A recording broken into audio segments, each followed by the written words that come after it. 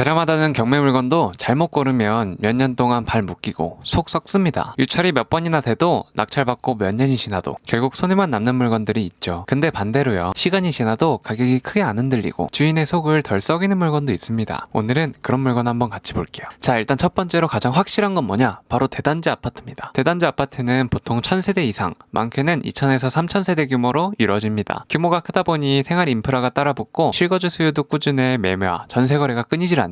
그래서 낙찰 이후에도 매도나 임대가 막힐 걱정이 거의 없습니다. 예를 들어 최근 나온 청주 음성 대소면, 이안 음성 대소 아파트 사례를 볼까요? 사건 번호 2023 타경 3571 전용 60제곱미터 아파트가 감정가 1억 7,600만원으로 나왔습니다. 실거래 이력을 보면 2025년에 들어서만도 꾸준한 거래가 이뤄지는 아파트예요. 1월에는 1억 4,500만원, 3월에는 1억 5,500만원, 5월에도 1억 4,500만원의 거래가 됐고 최근 8월 거래는 1억 5,100만원이었습니다. 거래가 끊이질 않고 이어지는 만큼 시세 흐름이 안정적이라는 걸 보여주죠. 이런 단지는 내가 낙찰받아도 나중에 못 팔리는 거의 없겠다는 확신을 줍니다. 실제 이번 경매에서도 입찰자 13명이나 몰렸고 결국 낙찰가는 1억 3,599만원, 낙찰가율 77%로 결정이 됐죠. 사람들이 선호하는 조건, 꾸준한 실거래, 안정적인 시세 흐름, 촘촘한 거래 이력이 동시에 맞아떨어졌기 때문에 경쟁이 치열했던 겁니다. 이런 경우 경매의 가장 큰 장점, 즉 싸게 산다는 효과가 희석됩니다. 경매는 원래 감정가 대비 20% 이상 저렴하게 가져오는 게 목표인데 이런 인기 평형은 시세보다 비싸게 사는 경우도 많습니다. 특히 전용 85제곱미터 이하, 중소형 평형은 무주택 실수요뿐 아니라 매매 사업자들까지 적극적으로 뛰어듭니다. 이유는 간단해요. 매매 사업자는 전용 85제곱미터 이하여야 건물분 취득세를 면제받기 때문에 세금 부담 없이 매입할 수 있습니다. 이 제도 덕분에 실수요자와 투자자 수요가 한꺼번에 몰리면서 중소형 평형의 경쟁은 훨씬 치열해지는 거예요. 그렇다면 방법이 없을까요? 같은 대단지 안에서도 전용 85제곱미터를 초과하는 대형 평형으로 눈을 돌리면 전혀 다른 그림이 보입니다. 예를 들어 광주 동구, 계림동 두산 위부 약 2700세대를 보겠습니다. 사건 번호 2024 타경 8452 전용 113평 아파트가 감정가 5억 3,400만원으로 나왔는데 입찰자는 단 2명뿐이었고 최종 낙찰가는 3억 9,700만원이었습니다. 낙찰가율로만 따지면 75%, 무려 1억 원 이상 싸게 산 셈입니다. 같은 단지의 84제곱미터 중소형 평형은 여전히 3억 중후반대에 거래되고 있었는데 113제곱미터 대형 평형은 시세가 4억 8천, 5억 초반임에도 불구하고 경매에서는 3억 후반대에 낙찰된 것이죠. 전세도 3억 7천만원, 4억대에 꾸준히 거래가 되고 있어 임대 수요 역시 안정적입니다. 결국 매매 사업자들이 참여할 수 없는 구간에서 경쟁자가 줄어든 덕분에 생긴 결과죠. 그리고 이게 중요한데요. 대형 평형은 단순히 싸게만 사는 게 아니에요. 애초에 시세보다 크게 저렴하게 들어가기 때문에 보유만 해도 수익률이 선명하게 보인다는 겁니다. 예를 들어 1억 원 싸게 샀다면 2년만 보유해도 연 5천만 원씩 번 셈이고 시세가 1억만 올라줘도 연 7,500만 원을 벌어들이는 효과가 생깁니다. 즉 대형 평형은 들어갈 땐 싸게, 들고 가면 단단하게, 나올 땐 크게라는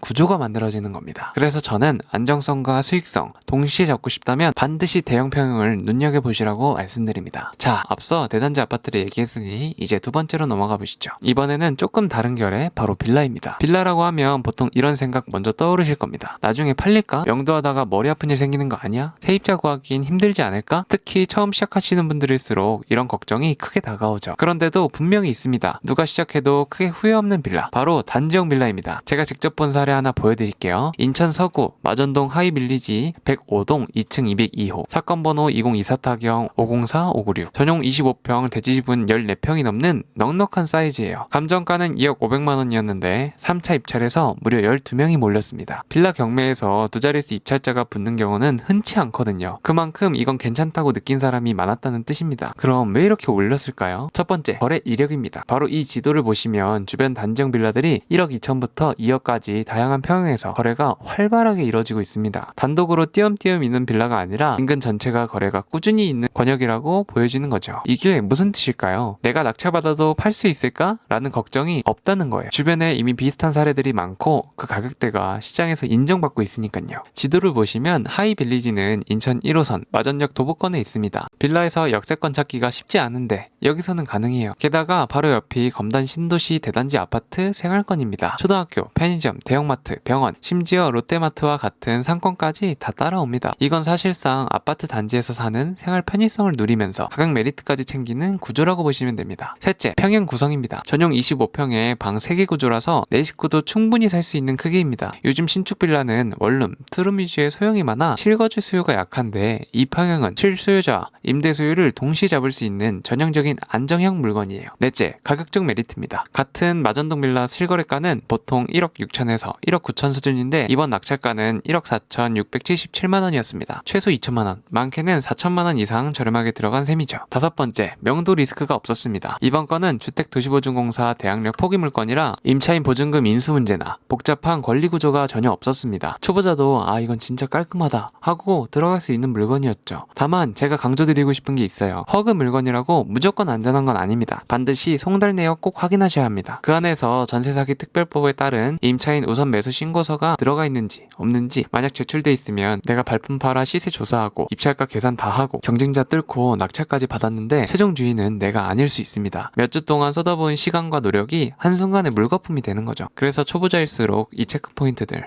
놓치고 가면 절대 안 됩니다. 자, 이제 세 번째 사례로 넘어가 보겠습니다. 이번 물건은 조금 독특합니다. 겉보기에는 오피스텔 같지만 실제로는 주거용으로 설계된 빌라입니다. 이름만 듣고도 오피스텔은 대출도 안 되고 실수요도 적다라며 고개를 저으시는 분들이 많지만 조건만 받쳐주면 얘기가 완전히 달라요. 오히려 20년 된 낡은 빌라보다 훨씬 더 안정적인 선택이 될 수 있다는 걸 보여주는 사례죠. 오늘 소개할 물건은 인천 남동구 간석동 스카이팰리스 4층 402호 사건 번호 6795입니다. 이 물건을 보면서 제가 먼저 가장 주목했던 건 주차였습니다. 사실 오피스텔형 빌라라고 하면 누구나 떠올리는 단점이 있죠. 세대는 20가구가 넘는데 주차 자리는 고작 6대에서 7대. 저녁 8시쯤 퇴근해서 오면 단지 안은 이미 만석. 골목은 이중주차로 꽉 차 있고 결국 차주는 근처 유료 주차장을 찾아가야 합니다. 집은 내 집인데 차를 집 앞에 세울 수 없는 상황. 이런 아이러니가 실거주 만족도를 크게 떨어뜨립니다. 그리고 만족도가 떨어진다는 건 곧 매수자가 줄고 매도 시점에서 가격을 방어하기가 어렵다는 뜻이기도 하죠. 그런데 스카이팰리스는 달랐습니다. 제 수강생 한 분이 직접 현장 임장을 다녀왔는데 돌아오자마자 한 말이 주차가 진짜 널널하더라 였습니다. 저도 현장 사진을 보고 놀랐어요. 저녁 시간임에도 불구하고 단지 안에 빈자리가 여유있게 남아있었거든요. 이건 단순히 편리함을 넘어서 주차 스트레스가 없는 집이라는 강력한 무기입니다. 실제로 살아본 분들은 알아요. 주차가 편리하면 그 집의 만족도는 확연히 올라가고 나중에 매도할 때도 훨씬 유리하다는 걸요. 평수도 돋보입니다. 전용 22평에 방 3개 구조. 보통 오피스텔형 빌라라고 하면 원룸이나 투룸이 대부분이라 투자형 이미지가 강하죠. 하지만 이 정도 크기면 부부의 아이 하나 정도는 충분히 거주할 수 있습니다. 즉 단순히 투자형이 아니라 집답게 쓸 수 있는 집이라는 겁니다. 이 차이가 커요. 실거주 수요가 안정적이니 전세나 월세 수요도 꾸준히 유지되고 공실 리스크도 현저히 줄어듭니다. 마지막으론 연식이에요. 지어진 지 겨우 6년. 사실상 신축급입니다. 대부분 경매빌라 물건은 15년, 20년을 훌쩍 넘기 때문에 입주 전 싱크대 교체, 욕실 리모델링 같은 수리비가 필수인데 이 물건은 예외였어요. 외관은 깔끔했고 내부 마감재도 훼손 없이 유지되어 있어 가구만 들여놓으면 바로 입주가 가능했습니다. 투자자는 수리비를 아낄 수 있고 실거주자는 신축급 주거 환경을 누릴 수 있는 상황이니 서로에게 최적화된 조건이라고 할 수 있죠. 자, 여기까지 3가지 사례를 보셨습니다. 대단지 아파트,